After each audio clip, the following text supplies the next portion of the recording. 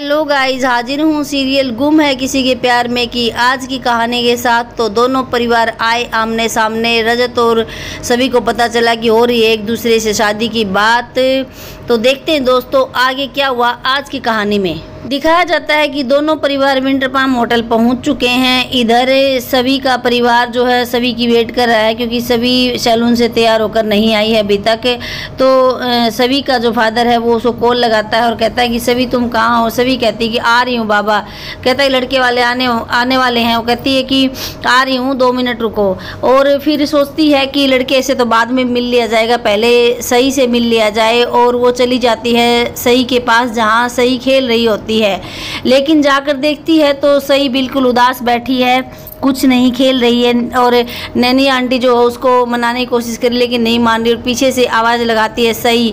तो सही बहुत खुश हो जाती है और उतर कर भागती है, सभी की गोद में जाकर बैठ जाती है। सभी पूछती है कि आप खेल क्यों नहीं रहे। तो फिर कहती है यहाँ पर तो खेलने वाला कोई है ही नहीं। तो सभी कहती है इतने सारे झूले हैं, इतने सारे खिलौने हैं, आप क्यों नहीं खेलते। कहती है कि मेरा मन नहीं लग रहा, मेरे साथ कोई खेलने वाला नहीं है, इसलिए मैं नहीं खेल रही। तो फिर सभी कहती है कि मैं खेलूंगी तुम्हारे साथ। तो कहती है पक्का आंटी। वो कहते हैं हाँ पक्का खेलूंगी। और कहती है कि तुम्हें वहाँ जंप करना है। कहती हाँ मुझे जंप करना है। और सभी उसको जंप करवाने के लिए लेकर जाती है। तो सही खूब मज़े से जंप करती है और खेलती है।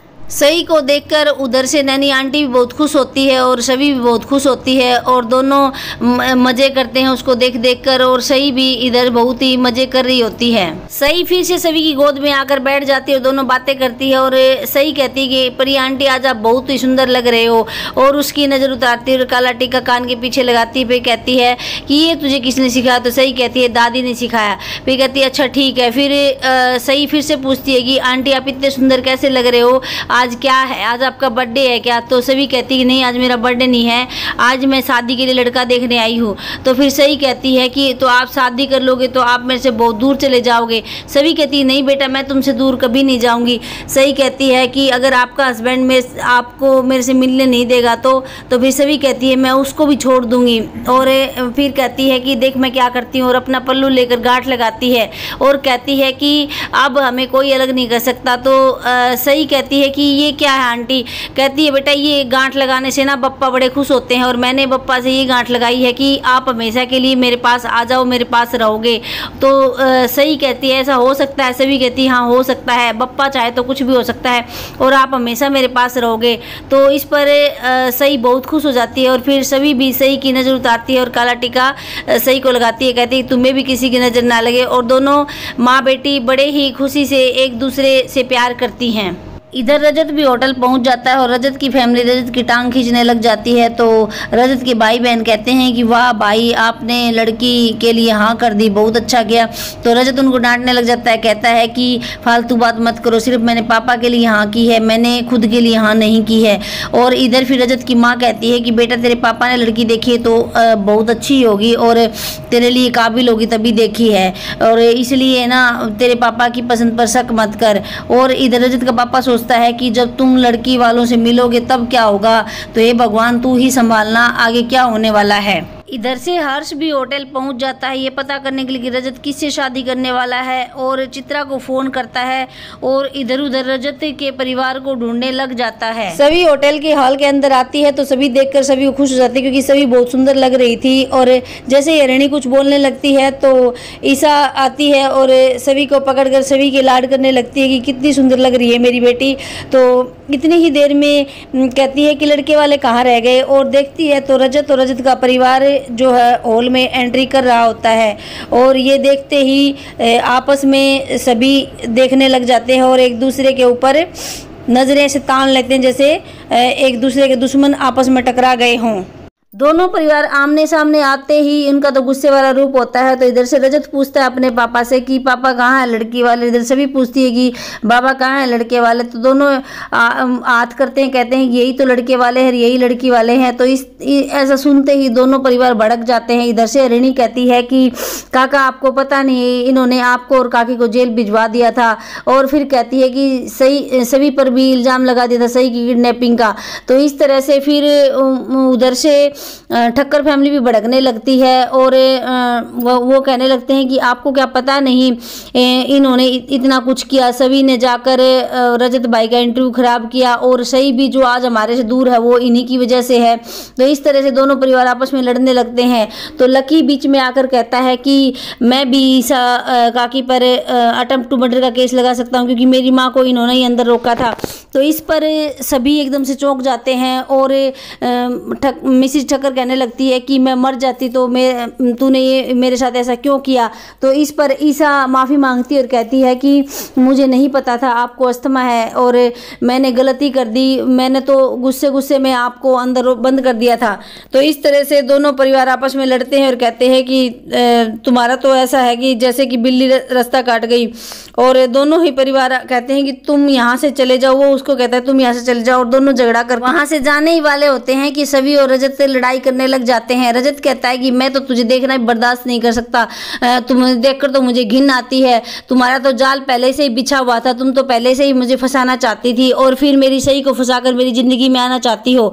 फिर सभी कहती है कि क्या बक रहे हो, मैं कभी तुमसे शादी तो क्या मैं तुम्हारे सामने खड़े होना भी नहीं चाहती, मैं तो तुम्हें लिफ्ट में भी 2 मिनट बर्दाश्त ना करूँ, जिंदगी में बर्दाश्त करना तो बहुत बड़ी बात है।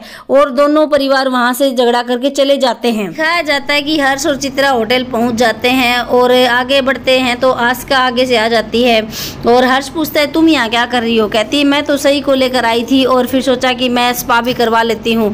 और फिर कहती तुम यहाँ क्या कर रहे हो। कहता है कि तुम्हारा जो पति है रजत वो शादी कर रहा है। कहती है कि ऐसा हो ही नहीं सकता।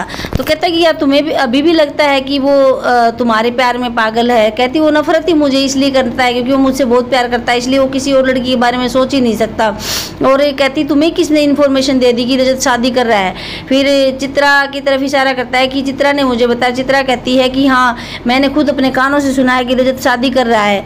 तो आशिका कहती है कि ऐसा हो ही नहीं सकता। तो हर्ष कहता है चलो देख कर आते हैं। आशिका कहती है मैं नहीं जाऊँगी, नहीं तो मेरे ऊपर इल्ज़ाम लग जाएगा कि मैं उसकी जासूसी करती घूमती हूँ।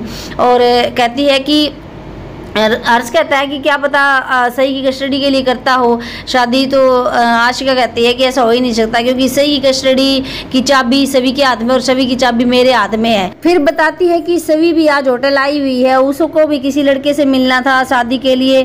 तो फिर हर्ष शक करता है कि कहीं सभी और रजत दोनों शादी तो नहीं कर रहे।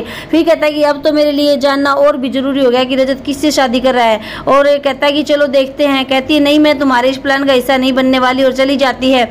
उधर से फिर रजत और चित्रा आगे जाते हैं तो रिसेप्शनिस्ट से पूछते हैं कि रजत ठक्कर ने हॉल कहाँ बुक किया, हम उनके गेस्ट हैं। तो वो बताते हैं कि आप सीधे से जाकर लेफ्ट चले जाइए। और वहाँ पर जाकर देखते हैं तो हॉल खाली पड़ा है। कहता है ऐसा नहीं हो सकता, कोई नहीं हो, हॉल की बुकिंग तो हुई है, रिसेप्शनिस्ट कह रही थी, लेकिन ये लोग चले कहाँ गए। फिर चित्रा कहता है कि तुमने गलत इन्फॉर्मेशन तो नहीं सुनी है। चित्रा कहती नहीं मैंने इन्फॉर्मेशन तो गलत नहीं सुनी थी, लेकिन क्या पता क्या हुआ है यहाँ पर। रजत का पापा रजत को समझाता है, कहता है कि तू सभी से शादी कर ले, सही के लिए इससे अच्छी माँ नहीं मिल सकती और इससे अच्छी लड़की तुझे नहीं मिल सकती। तो रजत कहता है कि मुझे सही की कस्टडी के लिए सभी की हेल्प की ज़रूरत नहीं है। तो रजत का पापा कहता है कि सही की कस्टडी तो तू किसी न किसी तरह से ले लेगा, लेकिन उसको प्यार कहाँ से देगा।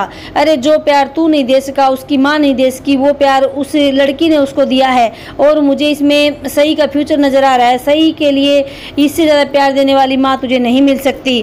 और इस तरह से रजत को समझाता है। इधर सभी का बाबा भी सभी को समझाने की कोशिश करता है। कहता है कि देख बेटा परिवार की कीमत क्या होती है वो तेरे से अच्छा कोई नहीं जानता।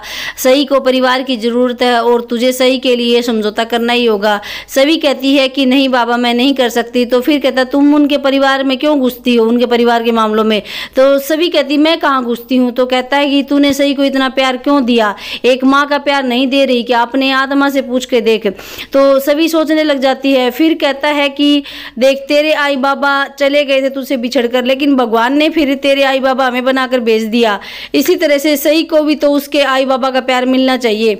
और अगर सही तेरे पास नहीं रहेगी तो सही कहीं भी खुश नहीं रहेगी। लेकिन सभी लास्ट में मना कर देती है कि मुझसे ये सब नहीं होगा, मैं सही के लिए रजत ठक्कर से शादी नहीं कर सकती। इधर मृणमयी जा रही होती है कान में म्यूजिक लगाकर और पीछे की बातों को याद करती है कि कैसे क्या हुआ था और इतनी डिस्टर्ब डिस्टर्ब होती है कि कुछ भी ध्यान नहीं रखती और अमन की गाड़ी के आगे आ जाती है। अमन उतरता है और मृण्मयी से सॉरी बोलता है और मृण्मयी को रोकने की कोशिश करता है। मृण्मयी जाने लगती है तो कहता है कि रुको मृण्मयी, मैंने कुछ नहीं किया है, मुझे माफ़ कर दो, आई एम सॉरी। तो कहती है कि नहीं, मुझे तुमसे इस बारे में कोई बात नहीं करनी, जो तुमने किया है वो कोई भी नहीं कर सकता, इतना गंदा काम तूने मेरे साथ किया है। तो कहता है कि नहीं, मैंने वो वीडियो नहीं अपलोड किया, प्लीज़ मेरा यकीन करो, तुम क्या तुम्हें मुझ पर बिल्कुल भी विश्वास नहीं है। तो मृण्मयी कहती है कि बिल्कुल भी नहीं है, ऐसा काम मेरे साथ कोई नहीं कर सकता, केवल ये काम तुम ही ने किया है। और फिर अमन कहता है कि चलो इस बात को छोड़ो, मैं तुम्हें अपने बारे में तुमसे बात करने के लिए नहीं रोका, मैंने रजत भाई और तुम्हारी ताई के बारे में बात करने के लिए रोका है। आज होटल में हुआ वो सब तो तुझे पता ही होगा, तो मैं तुमसे एक फेवर चाहता हूँ, प्लीज़ मेरी मदद कर दो, तुम अपनी ताई को मना लो भाई से शादी करने के लिए। तो इस पर मृण्मयी कहती है कि तुम लोग कितने बेशरम हो, इस तरह से हेल्प मांगने आ जाते हो जैसे बहुत ही पुण्य का काम हो, और बिल्कुल भी नहीं शर्माते कि तुम लोगों ने दूसरों के साथ क्या किया होता है। और इस तरह से तुम्हारे जो भाई है, अकड़ू है तुम्हारा भाई, और जितना बेशरम है उसके लिए मैं कभी भी अपनी ताई को नहीं मनाऊंगी। और मृण्मयी साफ मना कर देती है कि तुम लोग भाड़ में जाओ, मैं ये पुण्य आगे से कमाने वाली नहीं हूँ, मैं मेरी ताई को गलत इंसान के साथ शादी करने के लिए कभी तैयार नहीं करूंगी, मैं मेरी ताई को इस आग में कभी नहीं झोंकूंगी। नेक्स्ट आने वाले एपिसोड में दिखाया जाता है कि रजत और छवि शादी करने के लिए कोर्ट पहुंच जाते हैं और कहते हैं कि सर आज ही कि आज हमें शादी करनी है। तो रजिस्ट्रार कहता है कि नहीं, आज शादी नहीं हो सकती, आप यहाँ से जाइए। कहते हैं कि आज हमारी शादी होना बहुत ज़रूरी है, हम जिससे प्यार करते हैं उसके लिए हमारी शादी बहुत ज़रूरी है। लेकिन रजिस्ट्रार कहता है कि कोर्ट का टाइम वेस्ट ना कीजिए और आप यहाँ से जाएं। लेकिन दोनों नहीं मानते और रिक्वेस्ट करते हैं कि सर प्लीज़ आज हमारी शादी करा दीजिए। तो रजिस्ट्रार उठ कर चला जाता है, कहता है कि मेरा टाइम वेस्ट मत करो, आज ये शादी नहीं हो सकती। और इस तरह से दोनों आपस में बात करते हैं कि अगर आज हमारी शादी नहीं हुई तो सही की कस्टडी हमारे हाथ से चली जाएगी। और इधर ये सब आशिका भी देख रही होती है। तो दोस्तों आगे आने वाली कहानी क्या मोड़ लेती है तो आने वाला समय ही बताएगा, दोनों परिवारों में पैचअप हो पाता है या नहीं, और किस तरह से छवि और रजत की सगाई होती है और फिर शादी होती है, और किस तरह से सही दोनों को मिल जाती है। तो देखते हैं दोस्तों आने वाले एपिसोड में। तब तक बने रहिए मेरे चैनल पर, चैनल को सब्सक्राइब कीजिए, वीडियो को लाइक और शेयर कीजिए। स्वस्थ रहिए, मस्त रहिए, मिलते हैं नेक्स्ट वीडियो में, तब तक के लिए बाय बाय।